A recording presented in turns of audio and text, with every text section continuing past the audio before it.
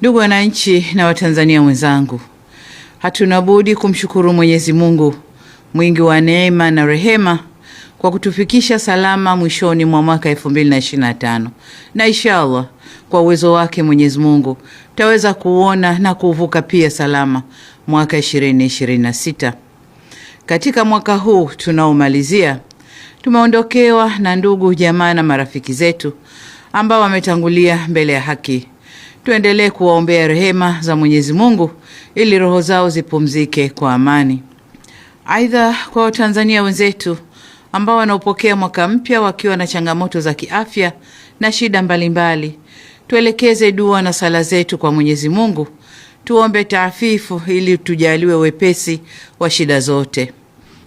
Ndugu wananchi, mtakubaliana nami kwamba katika mwaka 2025 nchi yetu iliendelea kupiga hatua kubwa za kimaendeleo katika sekta mbalimbali na katika kuboresha maisha ya wananchi. Shughuli za kimaendeleo zilizofanyika katika maeneo yenu mnazifahamu vizuri. Tulieleza kwa kina katika nyakati za matukio mbalimbali. Hivyo sina haja ya kuzirejea tena hapa leo. Kwa ujumla, serikali yetu imeendelea kuchukua hatua madhubuti za kuimarisha uchumi wa taifa, ikiwemo kudhibiti mfumuko wa bei hasa za chakula. Kwa mwaka huu wa 2025, wastani wa mfumuko wa bei nchini ni 3.4%. Aidha, pato la taifa limeendelea kukua kufikia 5.8% kilinganishwa na 5.2% ya mwaka uliopita 2024. Vile vile, deni la taifa linaendelea kuwa himilivu. Serikali inaendelea na mipango ya kulipa kwa haraka mikopo ya zamani yenye riba kubwa na kurefusha muda wa kulipa mikopo, hatua itakayosaidia kupunguza kiasi cha riba iliyokuwa ikilipwa na kutoa ahueni kwa serikali katika kulipa mikopo hiyo. Ukuaji wa uchumi nchini umetokana na uwekezaji wa serikali katika miradi ya kimkakati ya miundombinu pamoja na mchango mkubwa wa sekta za madini, kilimo, ujenzi na sekta ya fedha na huduma ikiwemo utalii. Aidha, akiba za fedha za kigeni imeendelea kuimarika na kufikia dola za Marekani bilioni 6.6, kiasi kinachotosheleza uagizaji wa bidhaa na huduma kwa zaidi ya miezi mitano. Tunaingia mwaka 2026 na tunaanza utekelezaji wa dira ya taifa ya mwaka 2050, ambapo serikali itaendelea kutekeleza mkakati wa muda wa kati wa miaka mitatu kutoka mwaka 2026 hadi 2028 wa kuongeza mapato ya serikali kwa kuimarisha matumizi ya mifumo ya kielektroniki katika kukusanya mapato, katika kufanya malipo na kuongeza umakini katika usimamizi wa fedha na rasilimali za umma.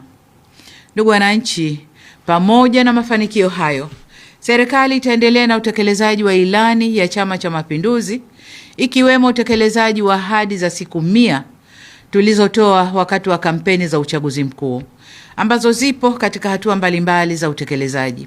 Serikali itatoa taarifa kwa umma baada ya kutimia siku 100 mwezi Februari mwakani 2026. Ndugu zangu wa Tanzania, katika kipindi cha miezi 7 kuanzia mwezi Mei hadi Oktoba mwaka huu 2025, tulikumbwa na uhaba wa mvua, hali ambayo ilileta ukame na kupungua kwa vyanzo vya maji. Nitumie fursa hii kuwapa pole wananchi na wakazi wa jiji la Dar es Salaam na maeneo mengine yote ambayo kulikuwa na changamoto ya upatikanaji wa maji safi na salama.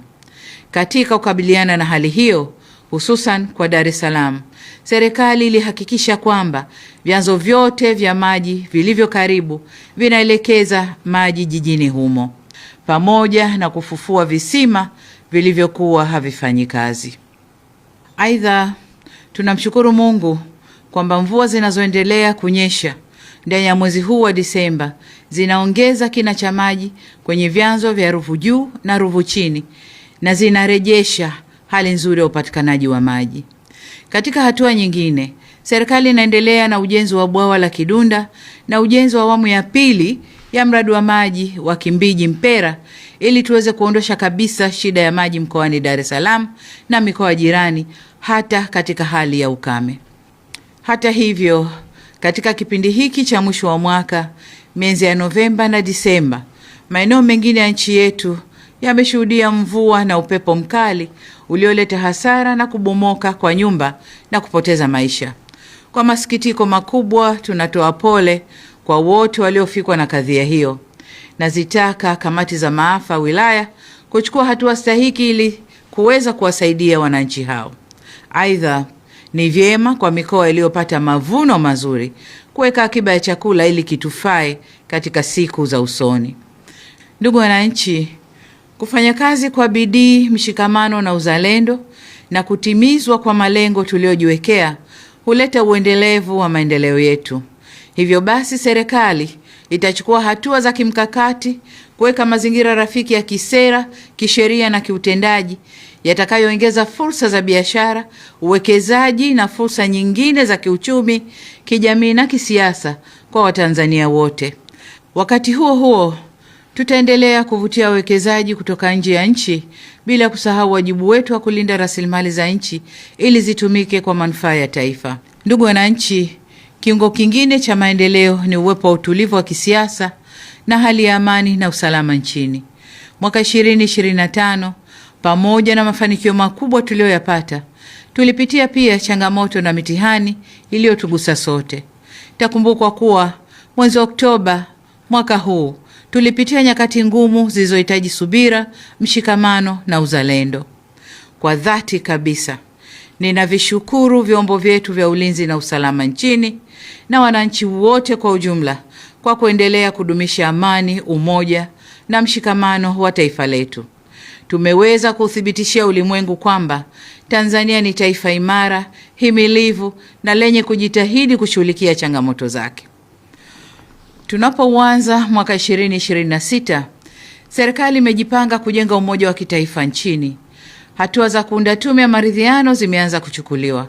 Serikali itashirikiana na wadau wote katika kukubaliana kuhusu muundo wa tume, aina ya wajumbe, majukumu yao na muda wa kazi wa tume hiyo.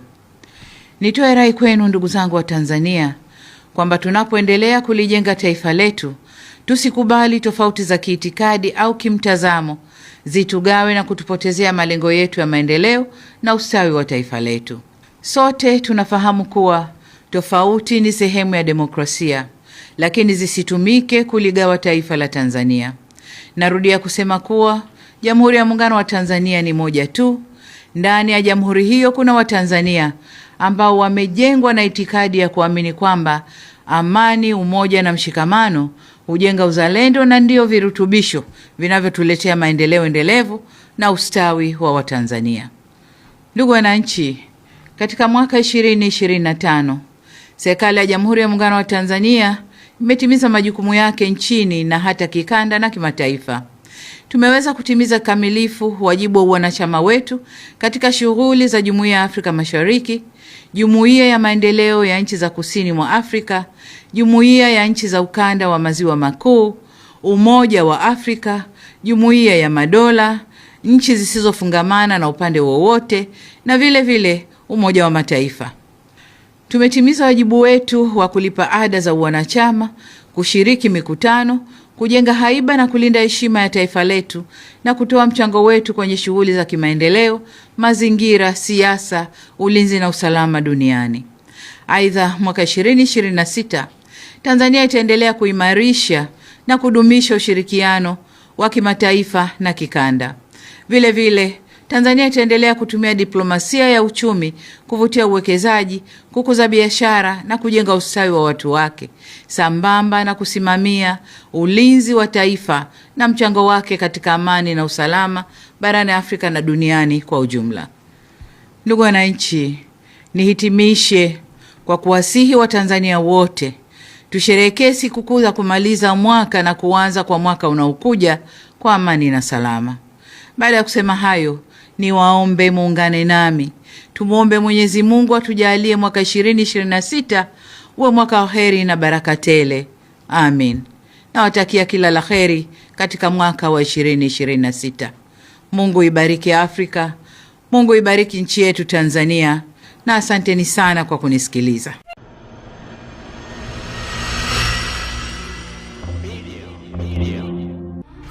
Usisahau kusubscribe, kulike na kucomment. HBTV.